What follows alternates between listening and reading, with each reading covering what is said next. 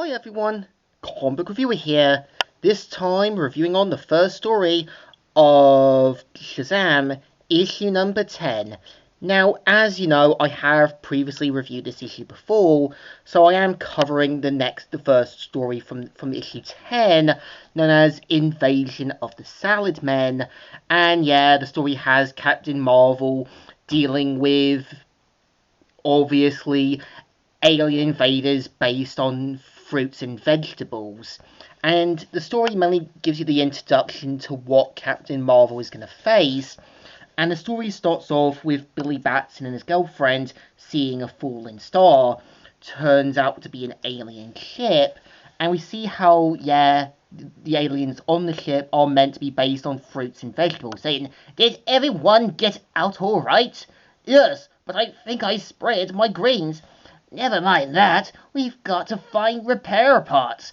I hear that things like that are very expensive on this planet." And we kind of see how, as soon as the sun rises, we see how the alien fruit and plant-like vegetables start to kind of ask locals directions and for spare parts. And we see how a father says, "Sorry, I can't spare any change." "Hey, you're a talking celery stalk." "Yes, sir, and all I want to know is help." And of course, because of their efforts, everyone is now afraid of them, as they aren't used to sort of talking alien plants and fruits and vegetables. And we see how Billy Batson sees the whole commotion, and of course shouts the name Shazam and becomes Captain Marvel. And of course ends up meeting the sort of fruit and vegetable aliens, saying, "Captain Marvel, we heard of you even on the planet Salanta. We're not invaders. We lost. You must save us from that crowd of people. Grab my cape and I'll fly you away from here. Hurry, everyone! They're escaping!" So we kind of see how he hears their story and decides to try and find the parts that they need. The first part they go to is the first hardware store, but of course the shop owner freaks out and lets the crowd of people know, but Captain Marvel mainly keeps them safe and even says, "There's nobody here but us superheroes." So of course has to try and find other parts and makes one of these shop owners thinks that he's carrying fruit and vegetables, and even finds out the parts that he needs will have to be custom made and cost a lot of money. So of course has a plan to get the money to get the parts.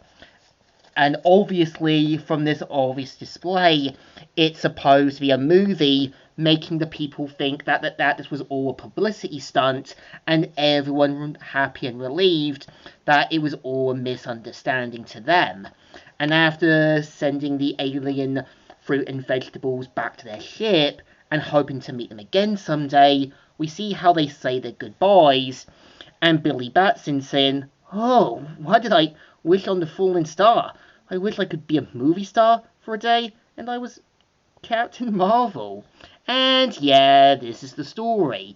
So I think, this first one is okay and something basic. And again, we've seen Billy Batson deal with magical outer world threats before, and that was the whole point of his character, because much like American Dragon Jake Long that dealt with supernatural threats as well as mystical beings, the same way I think Billy Batson does, dealing with otherworldly beings, beings from other dimensions, dangerous former champions, and mad scientists. So I think this one still deserves a thumbs up. Still good, and still alright. So, comic book reviewer here, signing out.